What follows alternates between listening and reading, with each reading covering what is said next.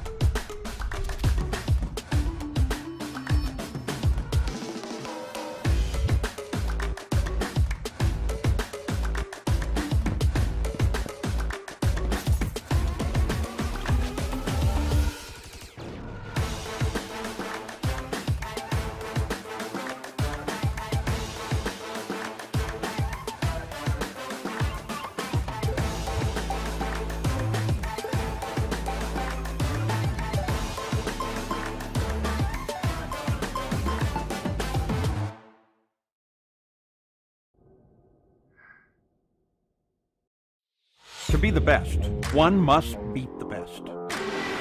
Ovals, road courses, the streets of iconic cities, race after race, the top sim racing IndyCar stars will battle it out. In sim racing, it doesn't get any better than this.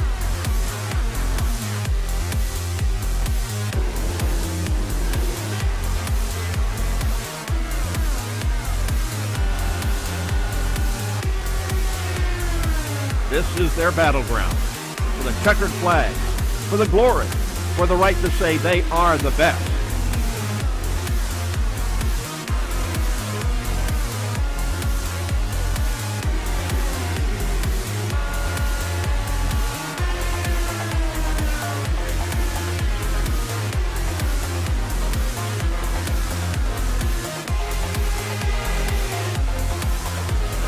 The cars and stars of the Lionheart IndyCar Series, presented by Butt Kicker, are ready to race.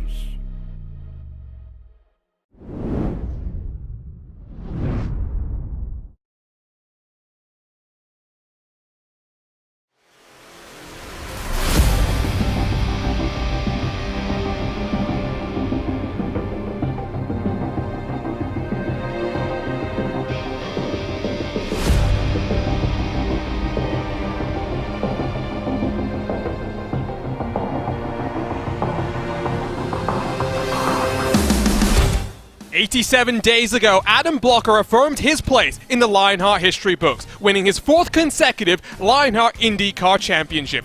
It was a remarkable season, with Blocker finishing almost half the races he entered in the top 5 and continuing his streak of top 5 finishes that dates back to September of 2020. However, with many new faces joining full-time in 2022, Blocker's road to make it 5 in a row will have to go through the stiffest challenge he has faced so far. We're back in the Sunshine State, where title challenges begin. This is Homestead, Miami, and this is the GSI Miami 200 presented by Butt Kicker. Hello everyone, and welcome back to RaceSpotTV for coverage of the first race in the 2022 Lionheart IndyCar Series presented by Butt Kicker.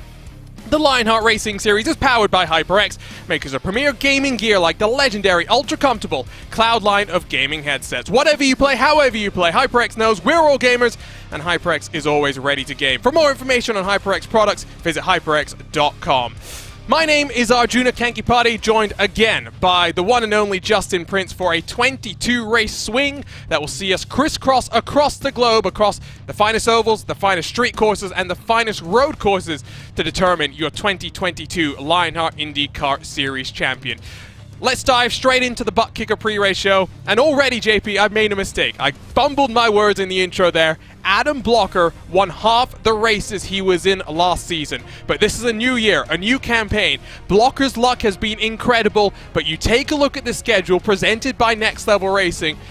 The Triple Crown race has slightly changed. We're not going to Michigan. We're going to Pocono now. We've got new road courses. We're going to Motegi and the Grand Prix circuit there. So much excitement, and it's a long old road from March to December.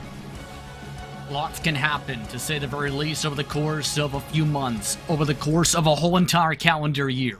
And it's going to be intriguing with Pocono now being a Triple Crown race, and that kind of leans into more of the newer Triple Crown attempts, with Pocono being a part of that, knowing its tradition amongst the initial Triple Crowns for IndyCar competition back in the 1970s, with its sanctioning bodies back then. But I'm very curious in particular with the schedule, Arjuna, with Motegi and Motegi GP, because that's a back-to-back with the oval and then the road course. That's going to be the biggest star next to me to see how drivers fare out, essentially racing at the same track location back-to-back for the first time.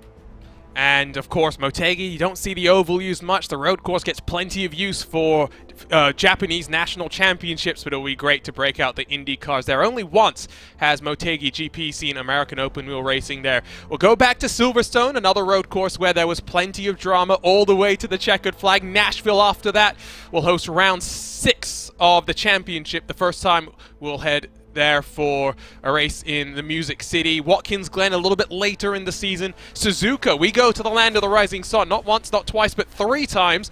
What fun lies in store for us. No points to talk about, so let's dive straight then into our series details presented by by GSI. I'm still thinking about 2020 and the year that we had there. It's the 9th year of the Lionheart Racing Series, the 10th season of this Lionheart IndyCar Series. We're racing in the latest incarnation of the IndyCar machines, the Dallara IR18, with a custom fixed setup built by Andrew Kinsella, RaceSpot's own, with in-car adjustments, front and rear ARB, weight jacker as well, that always will play into account. Cash and prizes, there's lots of them, and almost $3,000 more than what we had last year as we break the $10,000 mark. That's going to be so much fun to see what happens there. The champion will receive a Next Level Racing GT track cockpit and a GSI FPE rim. Triple Crowns, we mentioned that already, a bit of a switch from Michigan to Pocono. The defending champion, the one and only Adam Blocker, and your new team champions, private label Team Hype. That is the one to talk about, though, if you ask me, JP, because if Powerslide Adrenaline, as they were known last year, Powerslide as they're going to be known this year, if they had put Adam Blocker on a team with anyone else, that would have been a much more interesting race all the way to Auto Club. Yeah, absolutely. And remember, Adam Blocker essentially was on a team by himself and was still amongst the top 10 best scorers in the team standings, correct me if I'm wrong, Arjuna, by the end of the campaign. That's how consistent Blocker's last season was individually alone. But the main thing for private label Team Hype, remember, they were trying to bring in drivers to gain experience towards the end, like Phil Krause, who helped them a lot during that campaign. This season, I'm very intrigued to see how the drivers fare out, because lots of the familiar names are back for the field, Arjuna. It's going to be intriguing how private label Team Hype look to back up their championship. Let's talk about your event details presented by Moser Racing. Now, it's a 10th visit to Homestead. It's been in every incarnation of the Lionheart IndyCar Series. However, it's only been the season opener since 2015. Since then, it has always started your championship run. Pole position has never entered victory lane here, and that might be a stat that we see changing if the leader can stay out of trouble, given how this race is going to go. The race ended under caution twice, most recently 12 months ago when Adam Blocker took another victory on his way to a championship. The most lead changes and the smallest margin of victory both came back in Season 7, and what a race it was then. What lies in store for us? Let's say hello to everyone, JP. They can see our smiling faces as we get set for this season. You and I were just talking about this before we came on air. It's been a long off-season, 87 days since our championship finale at Auto Club, but it's a long road to December to close things out. especially with the talent amongst Lionheart IndyCar Series competition. These drivers have always been known to be very much so confident in their driving skills, good in terms of their strategy management, as well as their pace. It's going to be critical throughout the season if you want to become a champion to not only drive well on the ovals, but the road courses. If you can master both types of racing circuits, as well as conquer multiple different types of ovals, that's going to be your key to success, Arjuna, this season. But the main thing is, it's going to be a tough road to get there. I had the chance last night to catch up with Adam Blocker, the champion heading into this season. Let's hear from him and his thoughts about what lies in store and what will be the most competitive season in the Lionheart IndyCar Series. So I'm joined now by your defending champion as he gets set to compete not from home, but instead from Texas, where he's testing tomorrow. Adam, glad to have you join us and talk to us about what it means to be a four-time Lionheart champion in what was a dramatic season last year. Almost perfect from your perspective. Yeah, I mean, it's pretty cool, you know, to win a fourth championship. Yeah, in the end, really, I just, you know, Lionheart's like one of the most competitive IndyCar series right now there is on iRacing, and, you know, just the competition level is going to be even higher this year with guys like Philip Kraus, Robert Lechka, Alex Van de Sant running the full season, also Adriano Pinheiro, Andrew Marquez as well. You know, lots of guys that are really competitive joining already, a really, you know, stacked lineup, really, and, yeah, I really just enjoy running Lionheart because it's so competitive, and you know, obviously winning is also nice, but yeah, it's at the end of the day, it's just a lot of fun.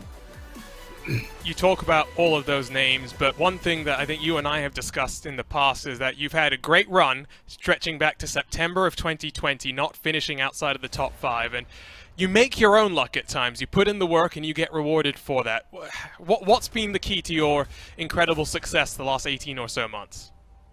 A lot of luck. I mean, you have to get lucky to be consistently, you know, having no bad finishes. But yeah, I mean, I think a lot of it's just been experience and knowing in certain situations, you know, when to go for moves and when to be aggressive. Because certainly I've definitely been aggressive. It's not like I haven't, you know, shied away from challenges and stuff. But yeah, at the same time, you know, there's just times where you have to race for points, and sometimes where you just have to go for it, and also knowing what strategies are going to work, you know, higher percentage of the time and be safer, you know, tend to be the strategies that I go for. So yeah, just a lot of those things, and I think this season will be definitely tougher, not just because of the competition, but also because I'm gonna have to do several races remotely, like tomorrow, and you know, it's just so hard to race on a foreign rig and be able to, you know, it's better than not racing, but it's still always tough.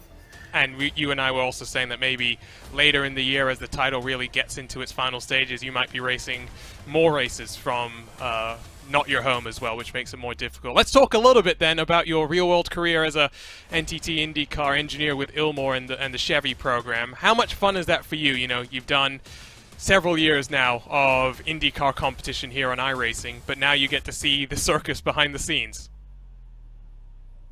Yeah, I mean, it's really cool also to see a lot of the things. Really, like, you'd be surprised how realistic some things are, at least especially on the chassis and aero side, to real life. Like, I think a lot of people don't give iRacing enough credit for how realistic it really is. Obviously, some things are a bit different. Like on iRacing, we can race a lot of tracks like Homestead that they don't in real life, so we don't really know how accurate it is, but the tracks they do race are pretty close. And yeah, just you know, it's a lot of fun to just work in it. It's so fast paced, so much happening. You know, just the days of the track are so crazy, and yeah, it's just a lot of fun overall. One more question, and we'll let you go for the night because I know you're getting ready to go off to sleep. But what does Lionheart mean to you? You've been around now for several years, and I think in some ways it's fair to say that this is what really kickstarted your growth as an IndyCar driver. From Lionheart, you got picked up with Powerslide Motorsports, and you've gone from strength to strength now, leading that team on their charge to hopefully an Indy 500 this month of May. Yeah, hopefully. It's obviously the goal for the team. You know, we've been working really hard toward that the last few years, and I think, you know, we've gotten a bit unfortunate that it hasn't worked out for us yet. But yeah, you know, like you said, Lionheart was really important from that perspective. You know, there's never any doubt of whether, you know, it's set up really competitive as Lionheart is all the time, and also, you know, just the field's so close. Like you'll see tonight at Homestead, like the the qualifying is going to be separated by several hundredths of a second all the way through the field, and one small mistake costs you 20 positions, and then it's hard to pass. So yeah, it's just so cool. And then obviously the group of guys in Lionheart are great too. The annual league meetup, which hopefully will happen for the first time in a few years at Iowa this year, will be awesome. Probably 50 or more people there if I had to guess. And yeah, and George just built such a good community. The guys hang out in Discord after the races and have a really good time. So it's what's up. Well, that was a little chat with your defending champion there. The beauties of live broadcasting. First race of the season, we've got some cobwebs to shake out, so do the drivers themselves. The thing to pick up on, though, JP, from that interview is the names that we're expecting to be at the top. And with 2 minutes left in qualifying, you can already see 15 drivers, 1/10 of a second. We saw the likes of Phil Kraus, Robert Malechka, Alexander Van der Sant, and Alexis Newsom all shaking up the field halfway through last year. This year, they're still classified as rookies, but they'll be pushing for a championship. And many of them, remember, were a part of that, I would consider, elite rookie class for those new to Lionheart competition coming to the Speedway ranks in particular. Wouldn't be surprised to see them amongst the top 5 in points, such as a Newsom, such as many of the others we've seen do so well. But the main things, remember, for drivers who are amongst that grouping, like Barrett Rolfe, they need to fix things like qualifying. Make sure to fix any major mistakes if they want to be able to contend completely, because track position is going to be key. How about one of the raw rookies, the 56 to the top of the board, 2/1000th of a second? That is the Brazilian Adriano Pinheiro. That's put it with a 25.149 onto pole. Time winds down in qualifying. We have about 50 seconds left. Malechka's on the outside of the front row. The top 5 split by 1/4 of a second. You'll note that Adam Blocker is only down in 9th. That's better than when he started last year, all the way down in 18th position for working his way through to get into HyperX victory lane. Alexander Van der Sant jumps up into 6th position. There goes Phil Kraus up into 9th. Plenty of movers and shakers. Brian Carey's had a bit of an issue in qualifying, so he's down the board himself. And in fact, we'll have to start all the way at the tail end of the field. The times are done. And again, look at those margins for qualifying, JP. Very tight, as expected, as predicted by Adam Blocker. Going to be very close, I think, the whole season. Well, it is time then to go trackside for the first time this season to take a look at your starting grid here for the GSI Miami 200. We are ready to get underway.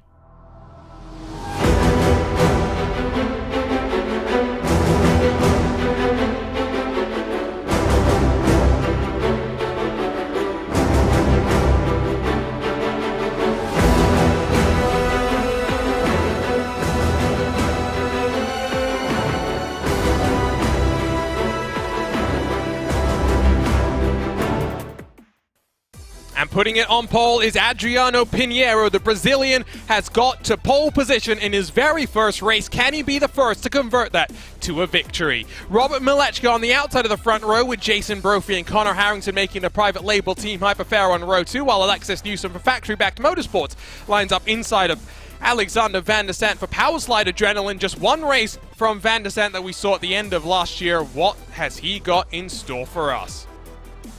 Ryan Otis and James Brandt, 7th and 8th positions, while Phil Kraus and Chris Fowler make up the top 10. Adam Blocker and Brian Beard share row number 6. Blocker has some work to do once more. Mitchell Riggs for Ascari Autosports on debut will line up alongside the Lionheart setup wizard Andrew Kinsella, with Ron Hacker and Caleb Bensi 15th and 16th positions. Andrew Marquez and AJ Mushelman 17th and 18th.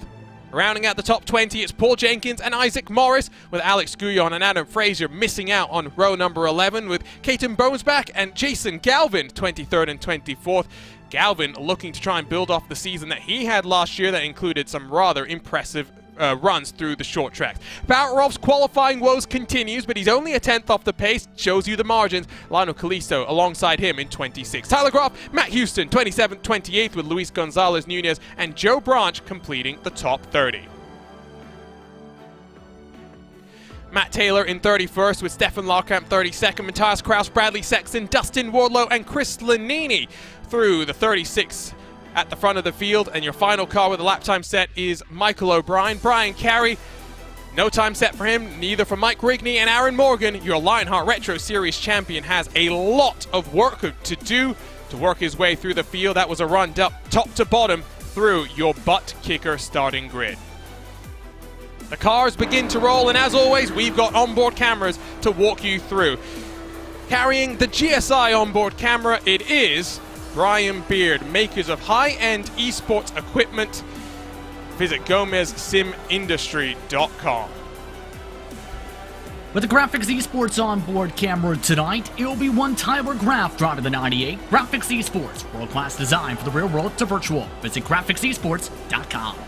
With the Dewars onboard camera, it's Dustin Wardlow, world's best taffy since 1909. Visit DewersCandy.com to learn more. And the Lionheart King with a HyperX on board. Whatever you play, however you play, HyperX knows we're all gamers, and HyperX is always ready to game.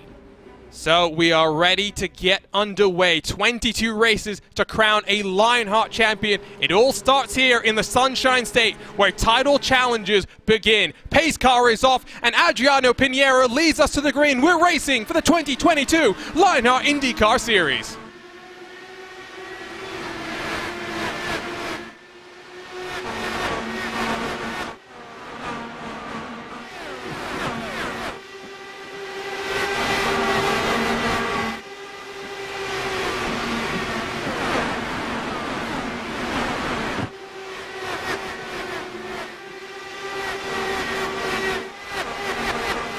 It's a good start from the front row. Jason Brophy has Alexis Newsom challenging around his outside. Nice clean start. We've got 40 cars, and we are expecting plenty of traffic difficulties because dirty air is going to be a major factor, JP. Aero wash was a major factor last year, in particular in all IndyCar sanctioned competition outside of Retro, where in the corners in particular, if you try and line up tire to tire, it just ends up causing aero tight coming off the exits, forcing you to left and losing time.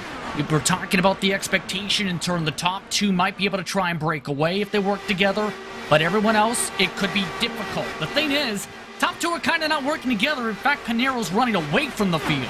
Already a 4/10 of a second advantage as you see sparks flying through some points of the field. We're watching the outside of the top 10 where Adam Blocker is now looking to the inside of Jay Brandt as he tries to work his way up into 9th. Behind him looks like Andrew Kinsella and Caleb Bensi going side by side. They're all searching for clean air though, JP, and that is very much the name of the game here. It's going to get very difficult with 40 cars on such a tight oval when the reality of lap traffic becomes a factor. And you kind of need to be cutthroat with the movements, too, and the passes you make, because if you have the opportunity to get clear, you have to essentially take it or Juno. We've seen that with the close call just coming out for turn 2 with Jay Brandt. You know, in the back end of Adam Blocker is Blocker clear. But that's the factor. You need to be able to run where there's clean air, avoid as much of the aero wash as possible if you want to make forward ground if you're stuck in the pack. And remember, for Blocker, we talked about this in a different situation in terms of where he's racing from. That takes a lot of preparation to make sure you're ready to go for a race like this rig-wise. Testing yesterday with the NTT IndyCar Series at Texas. Testing today, lots of the rookies getting their first try at going flat out. Christian Lundgaard had some descriptive words to describe that terror, but look at this back in the pack. They're 2 wide, 2 rows deep as they work their way down in through turn 3 once more, already about to tick off lap number 6 of this 134 lap affair. If you're wondering what the fuel window is, it's between 38 and 40 laps, so we are looking at a 3-stop strategy, but the minimum number of cautions at this track, JP, has been down at 4. We've seen up 6, 7. We are expecting them to fly, and that is going to change the game. Look at the Hornet's Nest, and look at how racy it is right now. One of the main moments I remember in particular from Homestead last year for some of the action was front straightaway in particular. Drivers coming off of turn 4, having a bit of contact, and or right about here trying to aim up their entry points with some of the aero washing over judging the speeds coming in and potentially pushing up into the drivers up top. That's going to be a major risk for drivers to maintain and be careful of today if they want to avoid potential contact or be that said caution. Let's go back and check up front with Adriano Pinheiro now having got 8 laps under his belt as a leader. Robert Malechka, we thought it would be the top 2 that might break away, but he's dropping backwards into the clutches of Jason Brophy. Alexis Newsom coming under further pressure from Alexander Van der Sant behind on the edge of the top 10. Two fairly new drivers, one debutant to Lionheart overall, one that we saw compete in the Speedway Series last season. Mitchell Riggs, Caleb Benzie duking it out with one another. Chris Fowler and Jay Brandt enter the top 10 for both of them as once more they cycle their way into the corner. They're all just looking to try and survive right now, JP, because if you take a look at the track map and how things are cycling out right now, first to 40th, they were split by only about a tenth and a quarter in qualifying, split by almost 12 seconds now. That's half a lap here. Traffic is not far away, maybe another 11 laps or so before your leader starts to run through the field. And that'll make it very difficult for the race leaders in turn, Arjuna, because we've seen at tracks like Phoenix, you get into the aero pushing range of drivers in front, it can slow down that tempo significantly. I've noticed something too where the bottom line is really rolling in quickly, because in stock cars, that's where a lot of the grip is, especially around that end or just above that first seam. The drivers on the top line going up there to avoid the aero wash, they've been kind of losing the ground, I've noticed, and are not really making it work outside of maybe Alexis Newsom. Here's a battle between Brian Beard and Jason Galvin. It looks like up front, Connor Harrington has just gone and passed Alexander Van der Sant. They're squeezing podium from Robert Malechka. Now we'll try and focus his attention forward. Still plenty of time to make up there. Van der Sant and Harrington still side by side and arcing it off the corner. That's where you want to be. Van der Sant holds on to 5th, but they're 1.2 back from Alexis Newsom. On the bottom quickly by Harrington. Here's the difficult part. You don't clear by in the rear view mirrors as we're having a look top and bottom at action up and down through the field. Up top, you've of course got that battle between Van der Sant and Harrington. Down low, you are seeing the battle midway through the top 20. Battle for 26th, in fact. They're single-filed at least for the time being, but I don't think that's going to hold for very long because Luis Gonzalez Nunez is tucked below AJ Musselman, and the Musselman competed part-time on some of the ovals last year. Good to see him with a full season campaign as now Van der Sant's going to slip one more back as Phil Kraus gets the draft from his teammate. Private label Team Hype now have 3 cars sitting up there in the top 6. One thing to note as well, no Joshua Chin today. He is expecting to be around for the next couple of races, but work precludes him from being able to attend today's season opener. Private label Team Hype, of course, trying to defend their team championship. Jason Brophy will not be scoring points to that main organization, so really watch for Harrington and Kraus here. On screen, though, it's your 2020 Retro Series champion, Ryan Otis, who's got a mirror filled with Mitchell Riggs, and Chris Fowler looking to get to the inside. And I'm wondering if that decision, Arjuna, may be coming down simply to knowing Brophy's consistency on the road courses I want to touch upon, because Brophy's not the greatest on the road courses. Kraus is one of the top drivers on the road courses, up there with Adam Blocker. So that may be a thought where if they expect the team title to close up even more, that may be the decision to say, okay, we're going to put Kraus on the main team this year. And you're right. We want to be careful because Jason Brophy did have some decent performances on the road course, but not to the level of Kraus, for example. He came in mid-year, only 10 races under his belt, should have won on a road course, but Adam Blocker just proved to be able to steal him away, then stole the win at Michigan. It took a while for Kraus to get that elusive victory, but once he did not look back, and I think that's a driver to very much keep your eyes on. Let's keep our eyes further forward now because, well, from second, Malechka is now fighting to try and hold off Alexis Newsom as they work themselves into turn number 3. You do see the pit access road there, JP, coming through the corner. You'll see when we get to that pit stop cycle, we're halfway through the fuel window right now, drivers will enter the access road coming down into turn 3. Now you have to be careful because we saw this a number of times last year. If you go in too hot, trying to minimize the amount of time that you lose slowing that car down, you'll go off into the grass, and that's when chaos will ensue. And as well, keep in mind, if you end up going there too slow into the entry, that can cost you 2, 3, 4 seconds compared to those who may have gotten that preparation, that practice time in to know how far you can push the limits on that access road. On worn tires is the critical point compared to, say, newer tires or sticker tires in some cases. It's also critical to note, though, that if you end up having a group of cars together, Arjuna, that could spell a bit of trouble because in later stages of practice, 3, 4 cars at minimum collided with each other, going to the commitment cone, trying to figure it out. It's not easy. It is not easy, and that's why we're going to bring it up now, and we'll bring it up on a number of occasions throughout the course of this race. Andrew Marquez +3 on his Lionheart debut. Now, Marquez has been one of the standout performers of the 2022 Season 1 iRacing IndyCar Open Championship. It's an official series run by iRacing, races every couple of hours. We broadcast the main race, the strength of field, on a Monday evening, and Marquez not only put a car on pole position at a short track like Richmond in an open setup competition, but then drove away from the likes of Adam Blocker, and if it wasn't for an ill-timed caution which allowed Blocker to close the gap and get the jump on the restart, Andrew Marquez would have beaten Blocker on pace and on setup as well. And it's hard to understate, Justin, or it's hard to overstate how impressive that really is.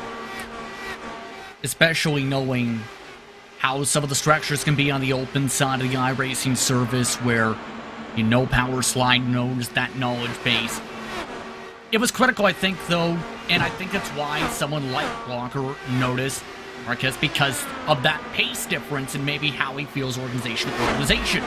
In turn, though, I think it's, with this being a fixed competition, as he mentioned, with the in-car tools, that's going to be the more critical thing, where everyone's on the same type of setup, but also can make their own personal adjustments to be able to feel things out, say if you're in the midst of this battle. Plenty. I don't even know where to look right now, because there is so much going on up and down through the field. Just on the edge of the top 20, you've got Tyler Graf watching in front as looks like Paul Jenkins is diving down low. You have Ron Hacker searching for that air to ramp himself off of the corner. Behind them looks like potentially that's Barrett Rolfe and Joe Branch going side by side. And let's talk about it again. Barrett Rolfe is an ace in the race, but just cannot figure out qualifying. He's only managed to gain a position from where he started this time by, and that's the danger with not understanding how to make a car go fast over 2 laps, JP, because we've seen him carve through the field on occasion. It's not always going to be that easy. Exactly, and that's also coming down to driver skill, too, with the difference between the pace marks in terms of knowing what line works at what time. What is the track transition point from, say, top line being better than the bottom or vice versa. That comes down with years and years of experience and knowing and practicing those said changes to be able to get the feel of things, whether that's official racing or whether that's hours upon hours of testing. That's so very critical to be able to figure things out as a driver, to be able to have a true shot to make a run. Let's walk you through the movers and shakers as it stands right now. Matt Taylor +10, qualified in 31st. In fact, now is battling with Ron Hacker just up the road from the guys that we're focusing on. Matt Taylor, who missed out on the Retro Series title in dramatic fashion. It was chaos and carnage all the way to the checkered flag in the HyperX Championship 250 at Auto Club. And then for 20 minutes after that, while we tried to figure out the count back, Aaron Morgan, Matt Taylor were tied on points. It did go to Aaron Morgan at the end of the day. They were teammates last year. They're not going to be teammates tomorrow night when the Retro Series gets underway. Don't miss that. Same time, same place. Just on a Thursday evening instead of your Wednesday evening entertainment. It's calming down very slightly out front. You don't really have too much going on between any of the drivers. Adam Blocker has just lost a place to Chris Fowler, and now might even actually lose a spot to Mitchell Riggs, who in that Ascari Autosport 09 machine is looking down to the inside. But again, he's got some dirty air, and Blocker's going to maintain that momentum and really get the run off the corner as well, and should hold on to that spot. Let's talk about what we're in for the rest of this series, JP. I mean, we looked at the schedule before we got underway. Some classic tracks, but again, that mix of ovals, street courses, road courses, it's what makes the IndyCar series in the real world here on iRacing such a difficult, diverse challenge. And that's why, if you win a championship like this, you can really say you have mastered the different disciplines of the Makers when it comes to your front runners based on track to track and maybe even oval type differences, from short track to speedway rather to intermediate. I would put Nashville maybe in that category with the concrete and the smaller than a mile and a half distance. It's going to be the schedule which will be testing the drivers. But the main thing is consistency. There were several times last season, Arjuna, where we've seen momentum swings back and forth. If you want to win the title, you need to stay consistent like Blocker basically did all season. You can't afford to be streaky or have 3 good races then 5 bad ones, or 1 good race, 2 bad ones. You're not winning a title like that this year. No, very much not. Of the people that we think might make championship runs, you've got Pinheiro now 1.3 seconds clear. Malechka's up there in third. Newsom, who's going to need to find a little bit of pace when it comes to the road courses, but is always up there on an oval, knows the strategy game as well, and if she can just put to bed some of the bad luck that she had, especially on pit lane, she'll be up there. Connor Harrington had a championship-worthy season. It was just Blocker's consistency that ultimately won him the championship, as we've got a car down on pit lane a little bit early into the cycle. There comes Tyler Graf. Now, I don't think there's any damage to that car. I think maybe he's just trying to get the undercut working here, JP, because the speeds that these cars go, the load that you put into the tires, they wear out very, very quickly, and Tyler Graf is already up and rolling after 8 seconds in the box. Yeah, I'm intrigued because Graf didn't have the greatest track position. Maybe the reason for the gamble here, because it's a long race, is expect to be a 3-stopper no matter how you really slice it. But the same thing, when you think about it though, is that last stop's projected with about 20 to go. Maybe he's thinking, if I try and stagger it to around 30 to go, that he might try and force the leaders to play catch-up. Here's the problem. 1, he's going to be taking nearly 3 wide here.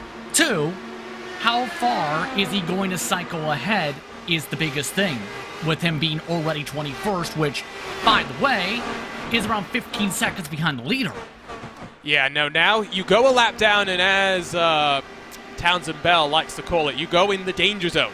If the caution comes out now, it's going to trap you 1 lap down. It's not where you want to be. Stefan Larkamp, Michael O'Brien, they're side by side for a moment coming in towards turn number 3. New liveries for the Alcantech NHR team. No longer is it the white, green, and red. Slightly different now as Pinheiro's going to come down in as well. It's a little bit earlier than expected, but he's been leading the way. No ability to do any fuel saving. The Brazilian will make his first stop in Lionheart competition, and executing on pit road, Justin, is something we were talking about. Newsom's struggles. If you can't execute on pit lane, you're never going to be in a position to win races. Several times last year, Newsom had speeding penalties or had to get a front wing change because of a little bit of contact with the track or anything along those regards.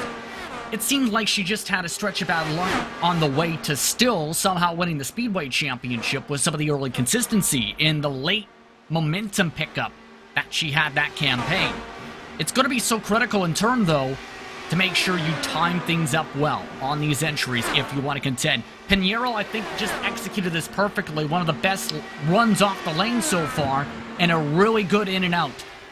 Worked out perfectly for him. Other cars that have pitted include Jason Galvin, Luis Gonzalez, Nunez, and Stefan Larkamp. Got a couple more cars ducking their way down onto the pit lane. As you see there, it looks like Ryan Otis has followed in Caleb Bensi. A bit quiet, at least for the time being. It continues to rage out on track. And there's that access road commitment that I was talking about earlier. Robert Malechka is going to come in.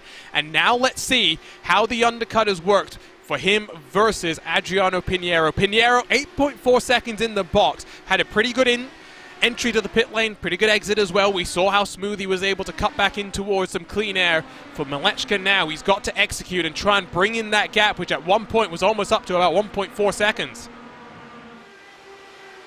Looking towards the lap times in particular on that entry for Pinheiro, it was about 38 seconds on the lap in, 49 seconds on the lap out with this pit box location. When it comes to Malechka, the third right now, his was a 36.9, a little bit different pit location, mind you. This is going to be still pretty close off the exit. Now, remember, Pinheiro's up to speed, but Malechka might actually still be in the draft, so a good stop from Malechka there. Maybe Pinheiro got caught up in a little bit of traffic as a couple more cars peeking their way down onto pit lane. Phil Krause, Paul Jenkins amongst the company. Only 13 cars, yet to come down pit lane. This is where sometimes you'd expect the first mistakes, maybe that first caution of the season, to come on out. Pinheiro's going to cycle through once more. Connor Harrington has come out of pit lane after an 8.8 second pit stop. He's behind Jason Brophy to the tune of 2 seconds. And green flag pit stops, JP, they lead to the gap breaking up. I'm just double checking the speeds in particular, and here's the thing that I think gained Malechka a lot of time, Arjuna. He was 10 miles per hour quicker on the access road, and the difference was Pinheiro took the inside part of the access on entry. Malechka the third trying to wrap the outside line through 3 and 4 through that access road to carry that extra momentum. So we had the more, that's where that 1.5 seconds on entry comes in. That's now helped Malechka the third to get a bit more closer to the 56. Remember as well, if you're watching live on YouTube, jump into the chat, let us know how you're doing, who you're cheering on for, what you think's going to happen. If you're watching live on ESTV, then make sure to follow us on social media and stay up to date with all the latest comings and goings of Lionheart competition and everything on RaceSpotTV as well. Jason Brophy working his way past a bit of lap traffic. Gaps have opened up. Now, Pinheiro's not too far clear of Malechka now. But Jason Brophy is about 1.8 seconds back from them, so has not worked out ideally for them. And I think we may have had a moment potentially on pit entry. What were we talking about? Well, we were talking about the difficulty of getting in. We have a moment now. Michael O'Brien is taking the road course. What's going on with the 45? That's what I was referring to. Now we'll get the replay up and figure out what's happening to him, but I think maybe some technical issues because he's gone through the pit lane without actually stopping as Michael O'Brien.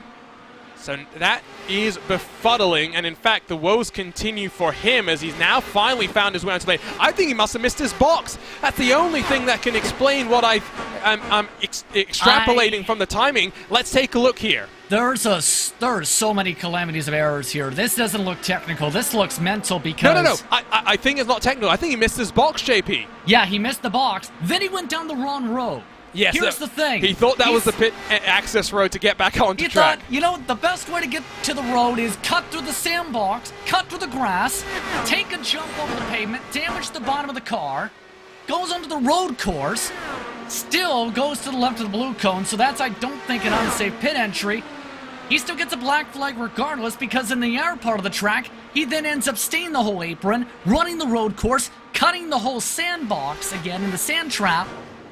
What in the world? Well, I think he's just trying to minimize the distance here, JP, because I think he's out of fuel. Look at the revs. Look at where the gearbox is as well. I don't think he's got that much fuel to work his way back onto the lane, so it's going to be an unsafe pit entry that is going to ding Michael O'Brien, and you can see he's just fine. He's on the clutch as well. He's in neutral. He is out of fuel. He is done. And that is why we've had drama already, and now for Michael O'Brien, that will, in effect, be day done. Even though he'll be able to rejoin the track, he will be multiple laps down. That's not the way you want to start off a season. That may end up making its way to the not top 10, I will say. Save the replay. For whatever reason, Alex Horn seems to always get a nightly enjoyment of those. Oh, lead! Oh boy, trouble for Pinheiro to the wall. Yeah, I just saw it. The gap was down, and Pinheiro, I think, has smacked the wall coming through turn 2. Now, how much damage is on his car? Malechka is already half a second clear. They were working their way through traffic, and that's why the gap closed. Take a look straight away at the replay here, JP, and talk us through what happens. Yeah, he just ends up getting loose right in the middle of the quarter. Right there, he starts to feel it, commits to the throttle. Right there, bobbles up the track, just avoids the wall. But that is costly because he did have to go the middle line where he's not been really running too much, and not many have in turn. He just got extremely loose and light, it seemed, maybe with the weight jacker being a factor there with that different line compared to the top and the bottom in particular that most have done, not the middle. Now do remember front and rear anti-roll bars to stiffen and loosen it up.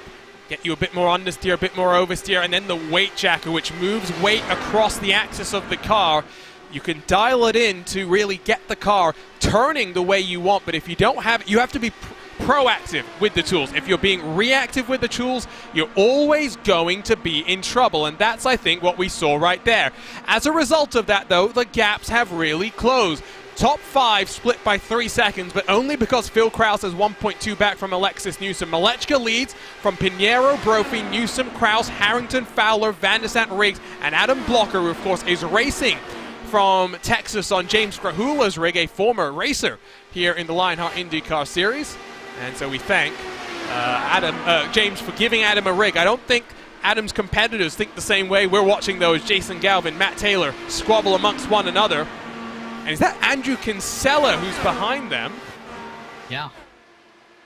No, excuse me, sorry, I'm getting confused by my own timing screen. I thought for a second Kinsella might have been a lap down. No, he's just looking to the inside of Tyler Groff. But I think Kinsella had a pretty calamitous pit cycle here, JP. He's lost 4 positions from where he qualified. I was going to lap.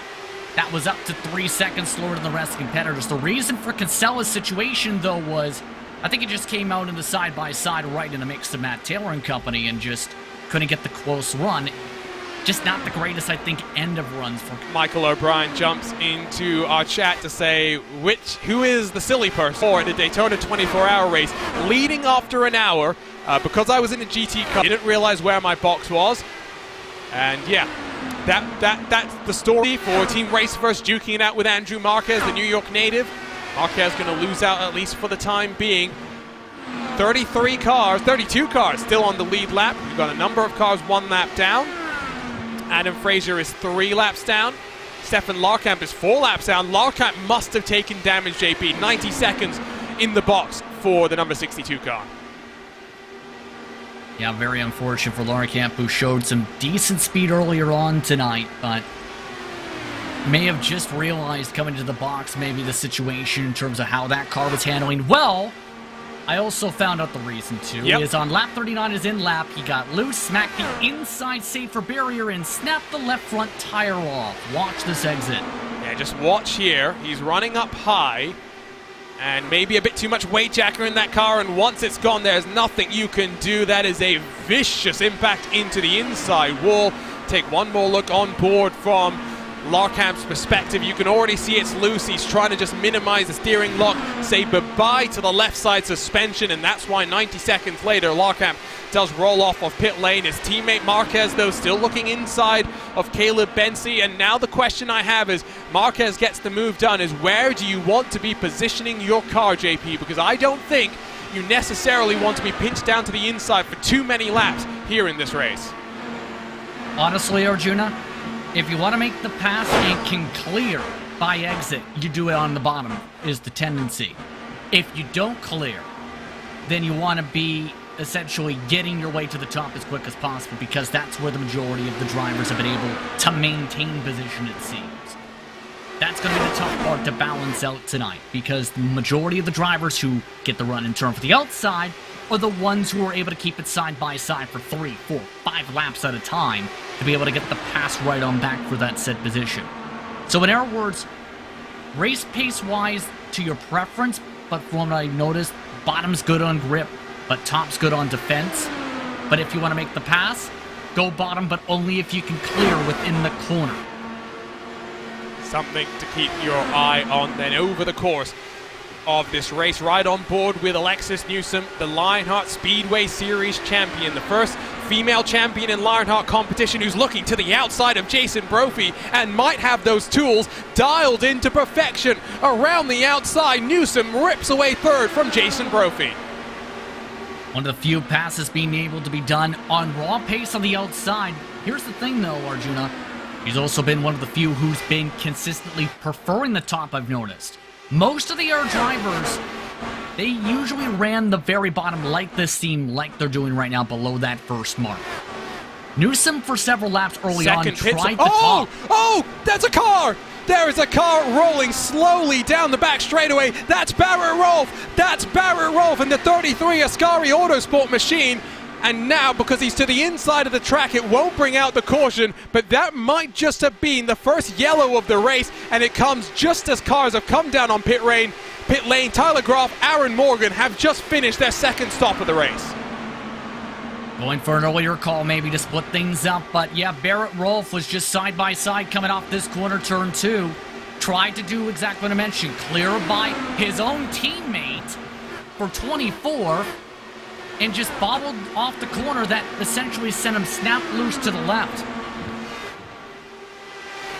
Let's pick it up on the replay and let's see what's going to happen here. He's got a teammate for company. Right there, try to clear him. Couldn't. And wow. We were saying about qualifying, just watch the hands here as well. If you don't qualify, you're always in a difficult spot to dig yourself out of. He was trying, he was digging to slide up the track, but the opportunity never presented itself. That car was wibble-wobbling its way down into the inside wall. As we work our way towards and past the halfway marker of this race, Barrett Rolfe, another car that likely is done for today. It might take a 90-second repair, but he'll be out there several laps down and in 39th position. And that's been the main issue for Barrett Rolfe for his entire Lionheart career so far. Great race pace. Needs to work on qualifying. He was in the hunt for the championship at Speedway despite having an average start in the high teens and for some parts of the year in the 20s. Not the greatest start for Barrett Rolfe here with 64 to go. You're watching round 1 of 22 in the 2022 Lionheart IndyCar Series. Robert Malechka leads the way, 3 seconds clear of your pole sitter Adriano Pinheiro. Again, it looks like history is repeating itself, but we've got plenty of racing to go. Don't go anywhere. We've got the conclusion of this race coming up right after this.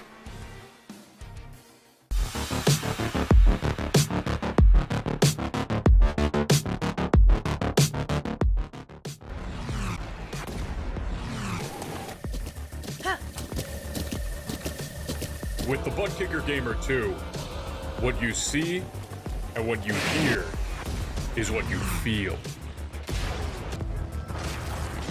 Butt Kicker. The future is feeling.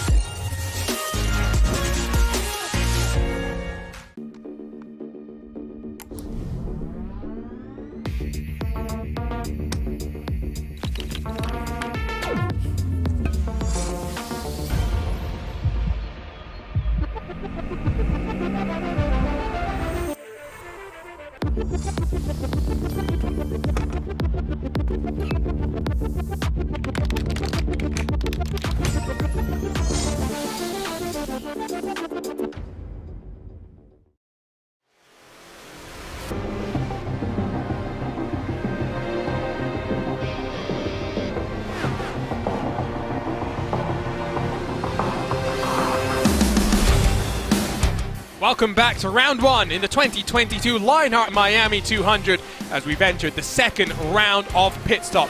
Arjuna Kenkipati joined alongside by Justin Prince for today's action. And JP, we have just realized that Alexander Van der Sant might just be playing a strategy masterclass. If he can go 45 laps in this stint, he's looking at making it his final stop of the race this time by. You know the signs from Kentucky from his previous victory back then? That's kind of coming up to mine now in that 0 in Sim 96 on track, because it's what he's done in the past. Stretch the fuel tank to the furthest it can go at a 1.5 mile racetrack and get to the end with one less pit stop. Here's the thing. For him to realistically do it, in my opinion, Arjuna, he needs to get to lap 90. Start at lap 90, come in at the end of that said lap for the pit stop, because then he only needs to make it 44 to get to the end of the race. Before that mark, it's a very tough sell for Van der Sant, in my opinion. So keep an eye on that white and purple car, joined up with Powerslide Motorsports at the end of 2021. has been impressive to start off 2022. Plenty of speed, but missing some consistency that really is going to be important to find in this championship with such a strong field. Your pole sitter Adriano Pinheiro works his way onto pit lane, and this is important because we're going to track his progress in comparison to Robert Malechka, the 91 car that took away the lead through lap traffic. He came down a couple of laps prior. He's already 5 laps into his run, JP. The undercut might work nicely for him. Yeah, it's worked well, I've noticed, for drivers who are able to stretch it a little bit further. Yes, they lose the time on track by a few seconds with the call. To be able to go on the fresher tires for the overcut, I've seen that do decently. But the main thing's going to be for Malechka the third. Doesn't have as big of the fuel advantage. Might be in the situation where it would be more fuel in the tank towards the end of the race. And as we've seen, the less amount of fuel you can put in the tank, the quicker you can go. That's also much to calculate, though, because this is all based on the matter of we've gone green to start off the season already. Holy green so far. Yeah, and I'm knocking on the word around me when we talk about that because, again, I said this earlier, it's a race where we expect cautions to be a reality. I mean, the lowest we've had was back in Season 1 in the second split when Lionheart had 2 splits of competition. That was 2, but other than that, the marker is 3, and maybe we're setting ourselves up for a helter-skelter finish to the end of this race, but I don't know about that. We've gone exceptionally clean, even though we've seen some fantastic wheel-to-wheel fighting. I think we might just be in for a grandstand strategy finish. Sometimes what we do love to see. Caleb Bensi, Ryan Otis, the next couple of cars down onto pit lane. Remember, the fuel window was estimated at around 38 to 40 laps, but we've seen cars go a little bit longer. Van der Sat might be in position to take his first Lionheart IndyCar Series victory. Of course, was impressive last year in the Speedway Series, but he's glad to be out of the DW12 into the IR18 as we're watching a battle for the lead on track. Brophy and Newsom, who are doing 26.5s. Now that compares to Robert Malechka with the 26 flat. Big pace difference, to say the very least, right now with some of the fresher tires. More pit calls, keep in mind, going underway. How about 3 wide? And look at the difference already on those fresher tires. Just how well they can wrap the bottom. We've seen with that blue and pinkish red machine compared to the older tires. That difference right now on that fresher rubber, she talked about a bit, 0.7 of a second. All that's just from being able to stick the bottom and carry more momentum and throttle. While we're in this cycle of the race, let's work our way back in the pack to Aaron Morgan, who is your Moser Racing driver profile. 27 starts in the IndyCar Series, 12 top 10s, 7 top 5s, third step on the podium on 2 occasions. But again, it might not be his heroics in the IndyCar Series that we're talking about just yet, JP, but it was a consistent second half of 2021 in the Lotus 79s and the Lionheart Retro Series that saw him win the championship in the closest ever championship in Lionheart history. He had to fight for that, especially with this pace on the road courses, was very stellar. In fact, one of the top drivers in Retro Series, oh boy! And that was as close to disaster as you can get. We have seen on a number of occasions drivers having issues out of turn number 2. That, though, is the first time that anyone has ever saved it. That was remarkable, JP. And that's, I think, partly just the experience and partly pure luck, because that was, first of all, bad timing with Kalisto coming out of the pit lane that added to the urgency. But essentially, it just looked like mashed the brakes, locked up the tires, yes, but that was enough to straighten out the car, keep it going. And that's something drivers are taught in some cases on the sim. Hold on to the brake. That can help you stabilize it if you're able to lock it down. Pit road exit going to be busy, but we're also seeing Alexis Newsom as well as Jason Brophy working them onto pit lane. It includes Connor Harrington, Joe Branch as well. There come the yellow and red and the yellow and black machines. Van der Sat is at that 90 number now.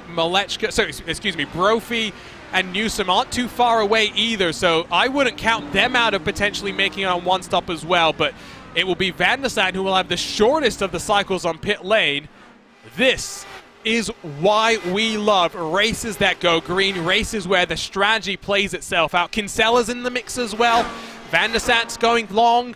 Kraus is coming in this time by. There are so many players who are hoping that we go caution-free to the end of this race. Based on who has the track position, keep in mind as well, I think Van der Sant and Kraus are going to be amongst the contenders. Kinsella, I'm curious about, because he's going to be several seconds behind drivers like Kraus and company now. As Van der Sant comes on in, only needs to go 43 laps, Kraus about 44, and it's about, when it comes to some of the others, having to have that extra stop. So they're going to be full out.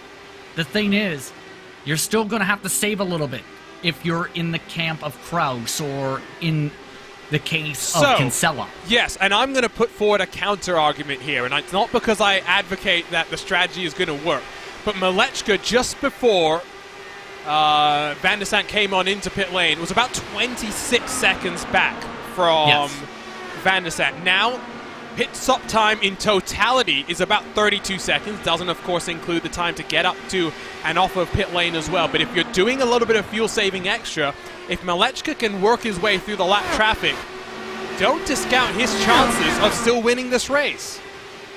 You're absolutely right, because here's the thing. Guess who was trying to rail in him at the time? Malechka the third when it comes to ABS. So I'm curious how this all comes to be. And the thing you have to counter on that, to counterpoint, is how will the fall off be by the time he's done his stop and they start to get towards the end of the race? Because you have to take that into account, not just the raw, fresh tire pace, knowing how big the fall off has been today. And if you're Malechka, you can come in a little bit early to mitigate the amount of time and minimize the amount of time that you're going to lose, but with the slightly more worn rubber. So I think there's still plenty to play for. We're watching as Phil Kraus has worked himself to the front of a train that has 3 of the drivers that we think might have a chance, but I'm not sure how big the chance is going to be for Alexis Newsom. I think it might be between Kraus and Van der Sant on the fuel saving. Chris Fowler is 10 laps into his stint. He's got no chance of making it to the end. It's going to be important for Van der Sant to actually clear Fowler this time by through 3 and 4, because he wants to get onto the draft of Kraus, who seems to have turned the wick up very slightly. One thing to note is you've got engine maps to play with here, JP. You can use a little bit less fuel, get a little bit less power, might also save the tires just a little bit more. And I think for those drivers, the mapping is going to be critical. Here's the thing. Kraus has the draft to be able to leapfrog drivers. Van der Sant just had to fight his way past some of the cars that we just seen, like Fowler and Newsom. Keep in mind, Fowler amongst those also picking up a lot of track position with the undercut call. For Alexander Van der Sant, I think he knows he has to keep up with Kraus in his pace if he wants to realistically have the shot. The thing's going to be difficult, though, of will he burn too much fuel pushing to stay within the draft of Kraus? Because there is so much that you can do, where if you go full out pace for even 1 lap, it can knock your entire fuel calculation off for the rest of the run. I see Andrew Kinsella's fiance saying never count him out. I'm sorry, Sophia, but he's just on the edge of the lead lap. He needs a caution to make his strategy work. We'd love to see Andrew take a victory, but I think it's unlikely. You'd have to join us on a Monday evening, by the way, for the Lionheart Speedway Series, where Justin Prince and Andrew Kinsella will be on the call. Phil Kraus has actually got in front of Jason Brophy, so he really has got the wick up to maximum afterburner set to maximum attack. 25.775, fastest car on the track last time by. Kraus seems to think that he doesn't have to do much fuel saving, or he's going to try and do it at the end of this stint and really put the pressure onto Robert Malechka. I get the idea of that, Arjuna, I think, because the thought process is build up the buffer, force the drivers on the different strategy to close in and burn up their tires and their equipment trying to catch you. That brings the risk, though, of did you push too much in the early part of the run, and now you have to oversave to be able to make sure you don't run out of gas coming to the white flag or with 2 to go. Or you go with the Alexander Van der Sant thought process, from what I've noticed, is you save the gas now, then you push towards the end to where you pressurize Kraus, for example, to run out of gas. There's so much you can factor in on the strategy, Mark, where it's the chess match with a chess match as 3 wide. Yeah, it's an all-out brawl between Newsom and Fowler. Fowler trying not to give Newsom the opportunity to build some momentum and run away, but Fowler is going to be passed for the time being. We're also watching as battle for 17th continues. They're still side by side for 6th, but it's Ryan Otis who is duking it out with Tyler Graf for 19th and 20th position. A little bit back now from Andrew Kinsella, who's got some fresher rubber, building up the speed. We're getting towards 30 laps to go. Closer and closer, drawing to the checkered flag for the GSI Miami 200 presented by Butt Kicker. Here comes the run from Graf as he's actually going to come down and pit. So he was one of the cars that was slightly off cycle, so not surprised to see him come in this early as Newsom now loses out to Fowler once more. All of this fighting great to see, but Newsom must be livid at the amount of time that she's lost to Phil Kraus, now about 3 seconds back from the 19 machine. And I wouldn't be surprised, absolutely, there is some frustration. 5-lap pressure tires. Newsom has essentially been able to control pace.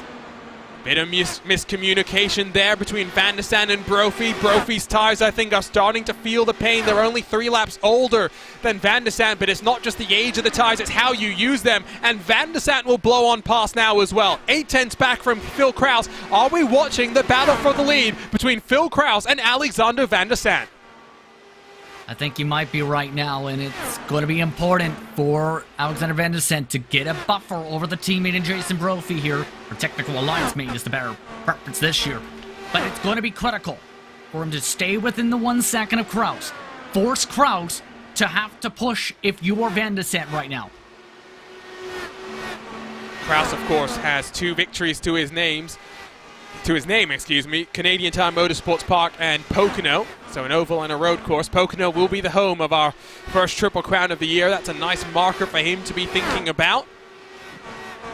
And he kick off the campaign to dethrone Adam Blocker by winning here in the Sunshine State, where the night lights are burning down on Homestead, Miami. Traditionally in NASCAR and stock cars, this is a place where we see the Van der Sande up to Malechka is down at 10 seconds. I think if a yellow doesn't come out, Malechka might be lucky to get a top 5 at this rate.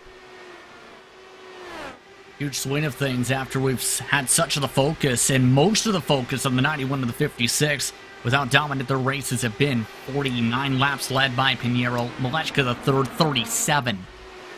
But it's just the swing of things, right? You have so many different strategies that drivers are considering in trying out to see, can we make this work? And I think for Kraus and Van der Sande, there's a decent shot for them absolutely to make this work with a significant buffer.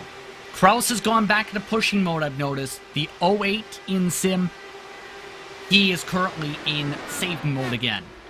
It's a bit confusing. Van der Sande is meant to be the 96. Guyon is meant to be the 08. A bit of a mix-up with the numbers, so get that fixed up in time for the next race. A 4-horse race now for 50th spot as Matt Taylor is in front of Isaac Morris, the newcomer to Lionheart as well. Pinheiro's down on pit lane this time by. This will be a good indication of where he's going to feed out. Malechka's not far away from pitting as well. Brazilian has to hit his marks one final time. Should take 4 fresh tires, full tank of fuel, as here comes Malechka into the lane as well.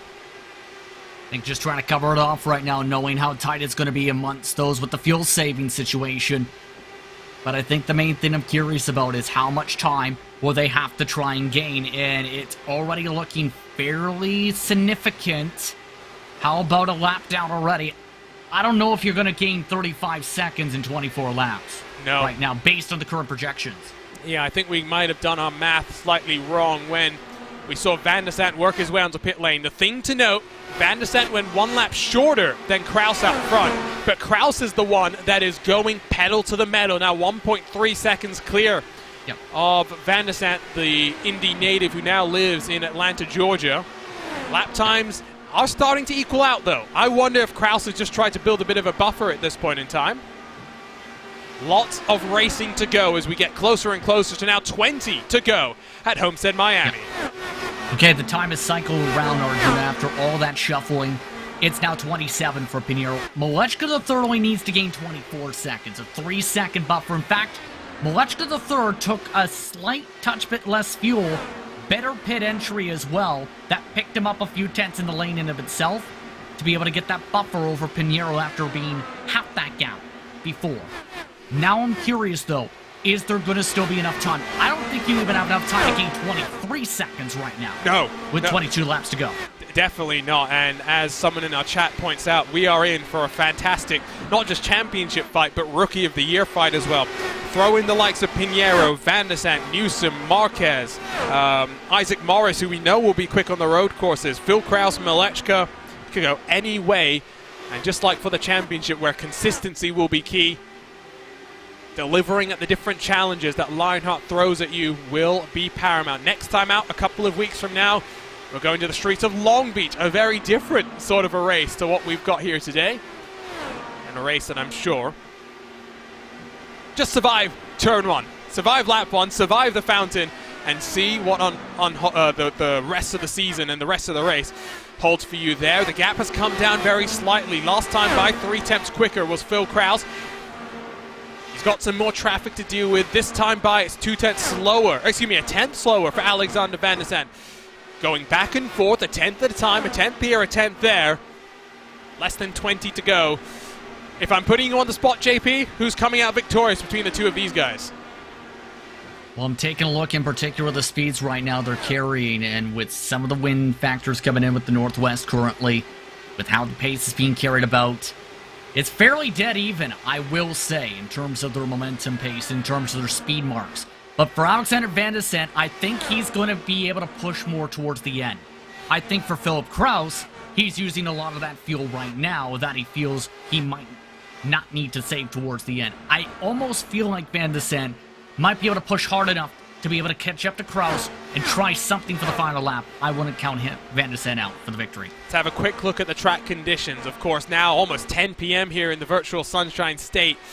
Relatively cool ambient, relatively cool track temperature, and not too many gusts of winds blowing across the track, which might just have complicated places like Turn 2 that little bit more. But one thing to keep your eye on will always be the wind on the ovals and how that's going to change the balance of the car. And the one thing I've noticed with the wind, as well as the difference in the corners too, with the way the elevation set up here at Homestead is, drivers have been able to stick more throttle input in, it seems, in 1 and 2 today. And tonight, rather, instead of in 3 and 4. 3 and 4 is where they've been having to crack the throttle a bit more. Go about 10 miles an hour slower on fresher tires compared to what they can do in 1 and 2 on the bottom. Looking at a fight now with Andrew Marquez and his onboard perspective as you got Bensi up high, you've got Mitchell Riggs down low. Good debut for Mitchell Riggs, really carrying the banner for Ascari Autosport as they look to go 3 wide. Marquez has to back out of that one at the very last minute, but these guys know that this is where the pressure ratchets up. Working your way to the end of these races, put yourself in the right position and you'll reap the rewards. Marquez's teammate Morris is down to pit lane this time by as Bensi tries to roll the outside and snatch away 7th from Riggs. Much different look for Caleb this year compared to past campaigns as he tries the inside. And that's what I talked about before. You can't clear off the corner, you're likely going to see the switchback in the attempt to pass right on back immediately. You can't clear in the upcoming corner from the switchback, you open up the door for another car to try and make a lead. That includes Marquez, who sees points on the line here. Here comes more stops. That's Blocker, and good point from Lionheart in our chat. Can that top 5 streak, which dates back to September of 2020, continue? Marquez down low once more, might clear himself on Riggs, but he's not just looking for 1, he's looking for 2. Marquez up to 6th position. What a move from the New York native.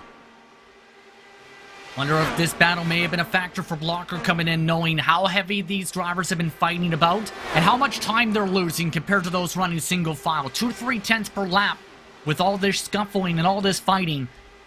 That may be the point maybe for Blocker to see if he can get some clean space, work to get to Newsom, knowing how far some of these drivers are trying to stretch it because some of them are going to be borderline still, including Newsom in particular. Brophy looks like he's trying to stretch it, for example, too. Bensi down to the lane, this time by for the final time in this GSI Miami 200. Couple of cars rolling off of the lane. Brian Beard, one of them.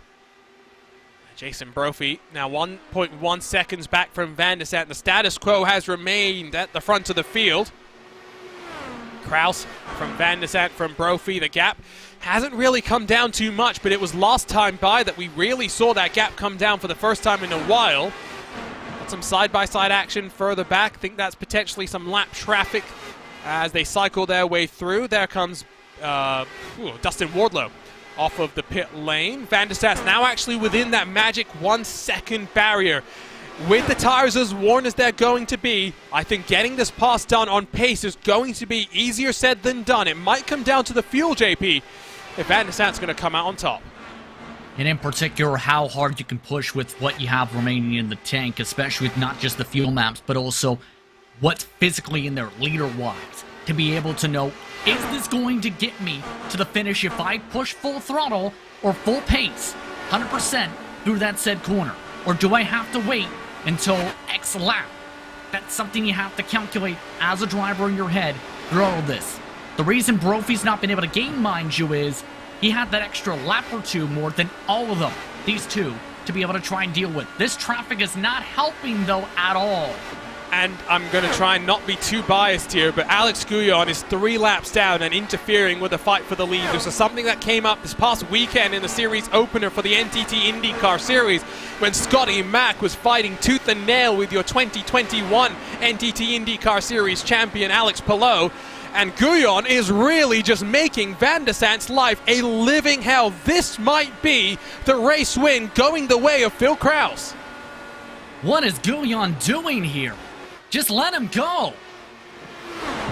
Now he's getting squished up towards the wall. And here comes one of those NHR esports machines. This is where, if you're Van der Zandt, you're getting nervous. You are feeling the tension. That gap now, 1.5 seconds. Van der Zandt is closer to Brophy behind than the car in front. Almost contact into the wall for the NHR esports machine. My oh my, 5 laps to go this time by. The questions still remain. Who is good on fuel? We think Kraus, we think Van der Zandt is good. Brophy, Newsom, they are trying to stretch it. Everyone else is a massive question mark. I think if Kraus can make it now, based on just saving, he's got a big enough buffer at this point. That traffic just cost Van der Zandt dearly and cost all the leverage he had, I think, Arjuna.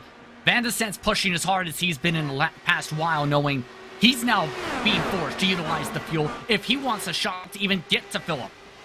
Brian Carey playing the team game there and letting his power slide counterpart sliding on through. The pink private label Team Hype car, though, up front and looks good on fuel. We thought maybe he was going a bit too aggressive at the start. Doesn't look like that's how it's going to cycle out. Andrew Marquez has come down to pit road this time by. Malechka is only up into 9th position. I think the best that he can hope for here, JP, is potentially a top 8, and that's going to rely on other cars having to come down and pit. Looks like Mitchell Riggs is doing so this very lap. 42 might be the magic number, and that's the number of laps Brophy, Newsom, Brandt, and Harrington have all done. They're going to need a little bit of extra fuel saving. 2 laps ago this time by. That's at full pace, especially with those picking up some draft, but not having complete clean air. If anything, they might be able to get that extra little bit of leeway. Philip Kraus has clean track. That's the major advantage. Van der Zandt's still marring a bit of traffic that's been hurting him. He's on the back foot here. He basically needs Philip Kraus to have some fuel issues for him to have a true shot here. Fantastic race. It's been caution-free. The next flag ends the race. The white flag out at the Homestead Miami Speedway. Philip Kraus, 1.5 miles left to survive. Kraus has the insurance he needs to be able to get to the checkered flag. He just cannot run out of gas in 3 and 4. If he exits 4 at full pace, I think he's got it. A strategy masterclass from private label Team Hype. Philip Kraus takes his 3rd Lionheart IndyCar Series victory and wins to kick off 2022, winning the GSI Miami 200 presented by Butt Kicker. Caution-free for the first time in 10 races here at Homestead for the Lionheart IndyCar Series. And you had to look forward to think about how strategy might play itself out, and fuel saving was the name of the game. Part of that comes down to the preparation. Part of that comes down to the cleanness of the field to be able to keep it green the whole way to start off the season. Well, for Philip Kraus, got the luck of some of the traffic, but also had the raw pace to maintain the track position while being able to save the fuel to put himself in this window to win this race. Doesn't even have the fuel to do any donuts, any burnouts. That's how close these drivers were cutting it. That's how fascinating fuel strategy. Well, he's got a little bit. There he goes. Lights up the rear tires, and Phil Kraus burns it down in HyperX victory lane. What a way to kick off the 2022 Lionheart IndyCar Series. It's expected to be the most competitive season that we've ever had, as Adam Blocker, anyone, tries to stop him from making it 5 on the row. And as we take a look at our Sim Race 247 unofficial race results, Philip Kraus is a winner for the 3rd time in his Lionheart career. Alexander Van der Sat is 1.3 seconds back. He may ask the question, what if lap traffic had helped me out just that little bit more? Jason Brophy makes it 2 of the private label Team Hype cars in the top 3 on points, while Alexis Newsom with a very impressive 4th to kick off her first full-time campaign. Connor Harrington rounds out the top 5. Great day for the private label Team Hype. Robert Malechka controlled portions of this race, but strategy was not in his favor. He comes across the line in 6th with Andrew Kinsella, working the strategy after a disappointing qualifying once more to get up into 7th. Adriano Pinheiro makes a good account of himself on debut. Pole position, lost the lead in traffic, and from there was on the same strategy as Malechka. He comes home in 8th. Joe Branch and AJ Musselman round out the top 10, 2 drivers who did extend the window to the very end of this race.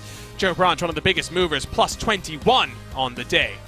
Brian Carey, after not putting in a qualifying attempt, finishes 11th. He's the first car 1 lap down, but he's 27 positions gained. A 46-lap final stint to make it to the end. Miraculous for the Canadian. Chris Fowler down in 12th, while Adam Blocker's top 5 streak comes to an end.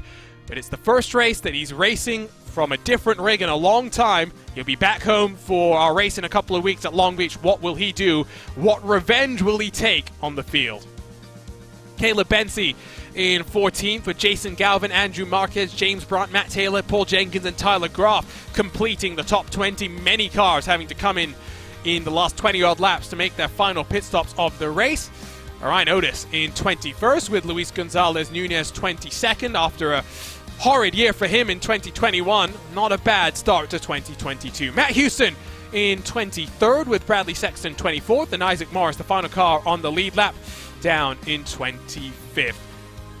Caton Pommer's back in the Ascari Autosport 37, finishes 26th with Brian Beard leading a Synergy Motorsports train through 29th with Dustin Wardlow and Lyle Callisto behind him. Aaron Morgan rounds out the top 30 for Graphics LPM. Big old field, and we get to the final 10 cars. Mike Rigney, Mitchell Riggs, Alex Guyon, Ron Hacker, and Matthias Kraus, as well as Adam Fraser and Chris Lanini and Stefan Larkamp, all make it to the checkered flag, albeit several laps down. Only 2 retirements out of the 40 that took the green.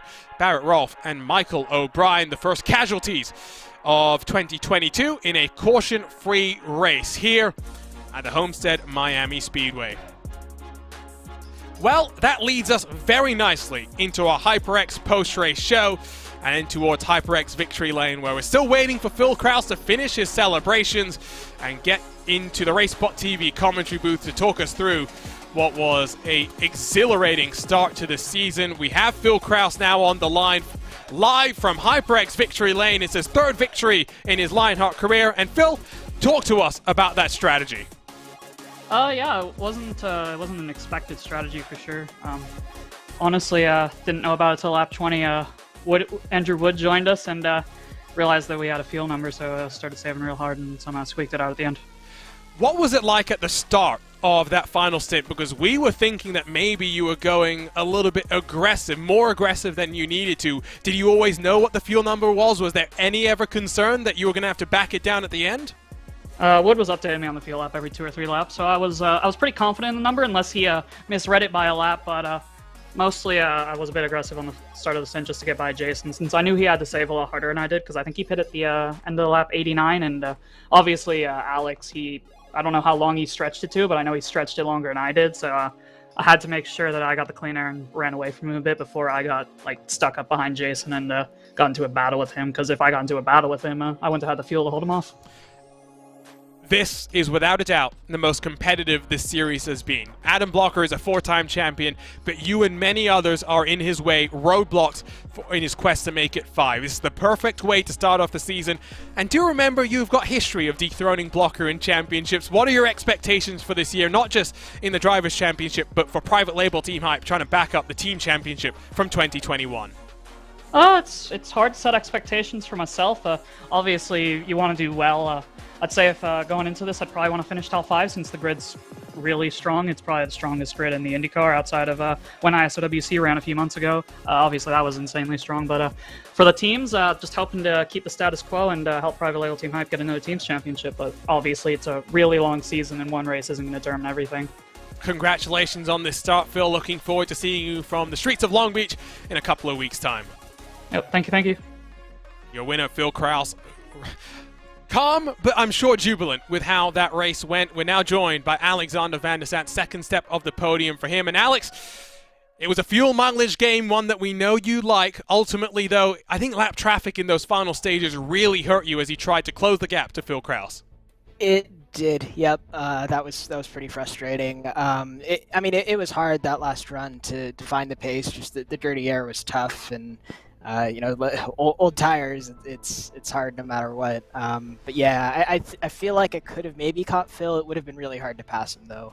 But yeah, I just got interfered with, unfortunately. But yeah, happy with the run though. Glad to make it on the 2-stop. I don't know why more people didn't go for that, but yeah, it worked out. It's one of my favorite types of races. So yeah, glad to capitalize on it. Well, I think the reason why, Alex, is the fact that no one expected this race to go caution-free. Let's talk about that as well. The fact that we went caution-free here sets the tone quite nicely for the rest of the season. You did one race last year at the very tail end of the campaign when you showed the pace. You had just signed up with a new team as well. You've grown leaps and bounds over the winter, and you've shown up strong here to kick things off. Sets the tone nicely for you heading into the rest of the year. Yeah, yeah, definitely. Excuse me. Yeah, very proud to lead the power slide contingent here. That was, yeah, like you said, didn't expect it to go green, but yeah, I know I have that long run pace. I think a strength for me was just being able to take care of the tires, aside from the fuel stuff. So yeah, just a lot to build on here. It's an interesting schedule. I mean, we're going to some new places, going to the likes of Suzuka, Motegi for a doubleheader. What's on your eye? What are you looking forward to this season? I mean, IndyCar is such a diverse challenge, and Lionheart really celebrates that. Well, yeah, I know I'm probably going to be pretty strong on the road courses. It's going to be hard to beat Adam, of course, and there's a lot of really strong road drivers, but that's also where I'm good. So yeah, looking forward to those. And then my favorite type of track is short tracks, so obviously going to be looking to get some wins on those. Congratulations on the podium, Alex. 2 weeks from now, we go racing on the streets of Long Beach. Very, very different, but maybe strategy will play vital there as well. We'll see you from Long Beach. Thanks, guys. Alexander Van der Sant, happy with second. Traffic might just have made things very, very different. Jason Brophy had a lot of fuel saving to do in the final stint of that race, but he comes across the line to get another podium here in the Lionheart IndyCar Series, adding to the several that he's already got. Jason, good way to start the season, not just for you, but for the entire team as well. Yeah, Private Label Team Hype team. We figured out the fuel strategy on the fly. About the time Rob let me go in that first run, I went, oh, I think there might be something happening here. Obviously, he bailed from it, but we all went on it at that moment, and Phil did the best saving on that first run from, I don't remember what lap it was, like 10, 15 on. So, it was one of those, came out of the pits in the last run, and I knew I had to run to a number. There was no getting around it, so let him go, let Van der Sant go. It's not going to do me any good to be up there and run out of fuel. So, happy with how it turned out for the team. Happy with a P3. Feel like I was pretty good tonight. So, yeah. Now, I do have to clarify something, Jason, because I saw in the team sheets that we got that you are listed as part of Private Label Team Hype, but the understanding that you and I had when we chatted a couple of weeks back is that you're not actually going to be running with the main Private Label Team Hype organization. You're allowed a maximum of 3 drivers. Has that switched? No, I am running with the main. Chin can't make every race. You might notice he wasn't here tonight. Chin can't make every race, so he's got work schedule. He's working right now, so his work schedule's nights on Wednesdays, and so he cannot make some of the races. His shift may change sometime in the middle of the season or after the first few weeks, but I can make every race, so I'm on the main team. The main team is me, Phil, Connor. So Gotcha. Well, I think that sets up a team championship fight very, very well as well. Let's talk about your, should we call them responsibilities outside of IndyCar competition? You're part of Team Conti on the eNASCAR Coca-Cola iRacing Series side. Good result for you guys this past week. How much time does that take from you, and how much do you enjoy being a part of the top level of oval racing here on iRacing? Oh, I love it. They're a great group of guys, really putting in a lot of work, and obviously it showed up yesterday. They didn't get results for everybody. I think, I'm Boose's crew chief. We got involved in a little wreck 40 laps in, and so you didn't see the results for everybody, but you saw what the team is capable of. And so, we try and bring the same thing here on the Indy side. Have to do a little more work on setups on that one. I kind of appreciate this fixed setup. It does take away from my Monday and Tuesday night sometime, but at least I don't have to build a setup and show up here. And, I like open racing, but I don't know that I can handle that and this, given this is Wednesday night. So I really do love running the IndyCar, though, and so real happy to be able to do this and that at the same time. Glad that we can clarify how the team championship is going to play out. It's a mouth-watering campaign that's up for us here. Best of luck for the rest of the season, Jason. Great way to get things started. Thanks a lot. Appreciate you guys. That wraps up our post-race interviews from our podiums. Very grateful for them to join us here live on RaceSpotTV. Let's take a look, though, at what's coming up. It's a couple of weeks away, but we will go racing on the streets of Long Beach. Then we go to Kentucky a week after that. And there are times, JP, where the schedule is hectic. You've got back-to-back-to-back in the month of August, for example. I mean, you've got 4 races there, all in that month. But there's times when you get a bit of separation, a bit of decompression time. And I think working your way through the peaks and valleys of this season is going to be where we find a champion emerging. And it could be anyone. Adam Blocker struggled today. Don't think he is not going to return angry and looking for vengeance in a couple of weeks' time. Especially keep in mind, you mentioned Blocker, that top 5 streak is done. The season opener for 2022, and it's not even with a top 10 run like you'd expect with this pace. It's a 13th place finish, a lap down with this strategy call. And that is absolutely huge for the start of the season for Blocker to be on the back foot. That may be the opening that a lot of the drivers may say, this is my year now. This is my chance to dethrone the Lionheart King, take his crown. That is going to be so critical and bring so many questions in turn for Long Beach to see, does anyone dethrone his speed on the road courses to start off the campaign for that part of the swing? And again, same time, same place, 10 p.m. Eastern, 7 p.m. Pacific, March the 23rd. Look at that fountain. Not many ways that you can go too wide through there. I have no doubt on lap number 1. That's what we're in for. And because we've got multiple tire compounds, it's going to be interesting. There's an iRacing build coming next week. Will that bring more changes to the car? We will wait and see. But the first time we've gone caution-free here at the Homestead Miami Speedway, what a way to kick off 2022 and all 3 of our Lionheart competitions. We'll be back tomorrow, same place as well, the Homestead Miami Speedway with the Lotus 79s, but that is going to be a very different sort of a race. Expect pack racing to the extreme. For now, though, it's time to wrap things up in our season opener. So glad to have had your company. We'd like to thank those that make all of this possible, starting with ButtKicker, the presenting sponsor of the Lionheart IndyCar Series. You're passionate about sim racing, but it always feels a little flat compared to the feeling of driving a real race car. Now you can actually feel what it's like to drive a race car. ButtKicker haptic hardware and software are easy to install and let you feel every bump in the track, slip of your tire, and the engine redline. The tactile feedback is so accurate and realistic, you'll be driving faster and having more fun than ever before. The Lionheart Racing Series is powered by HyperX, makers of premier gaming gear like the legendary ultra-comfortable Cloud line of gaming headsets. Whatever you play, however you play, HyperX knows we're all gamers. For more information on HyperX products, visit hyperx.com. Next Level Racing is an industry-leading cockpit and motion simulator manufacturer devoted to creating the most immersive experience possible for the global sim racing community. Take your racing to the next level and visit www.nextlevelracing.com. Moser Racing is revolutionizing sim racing with the development of industry-leading hardware and software products like their R21 direct drive wheelbase and RS steering wheel. Featuring zero-delay wireless technology and made from high-end materials, Moser Racing delivers the precision you need to reach victory lane.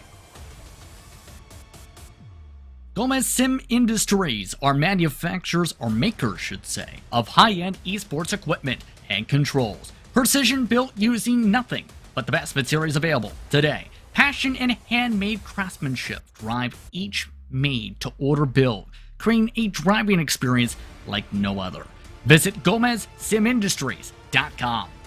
And it's not just them, but so many more that make this all happen. To learn more about the Lionheart Racing Series and the 3 competitions put on by the sanctioning body, head on over to LionheartRacingSeries.com, and don't forget to head over to social media to keep up to date with the latest comings and goings for all things Lionheart. For now, though, on behalf of the entire team at RaceSpotTV, it is time to bid you adieu. Tomorrow, same time, same place, we'll be back here at Homestead for the season opener of the Lionheart Retro Series. 2021 delivered the closest ever finish in Lionheart competition. What does 2022 hold in store for us? Aaron Morgan, your champion, is on a part-time schedule. Who will emerge as the 3rd different champion in the Retro Series in 3 different years? For now, though, we say goodbye. On behalf of the entire team at RaceSpotTV, for my commentary partner in Justin Prince, my name is Arjuna Kankipati, saying thank you for joining us. We'll see you next time, 2 weeks from now, from the streets of Long Beach in the Lionheart IndyCar Series. What a season we've got in store, and what a way to kick it off. Caution-free for the first time in IndyCar Series history here at the Homestead Miami Speedway. We'll see you next time for more great IndyCar action.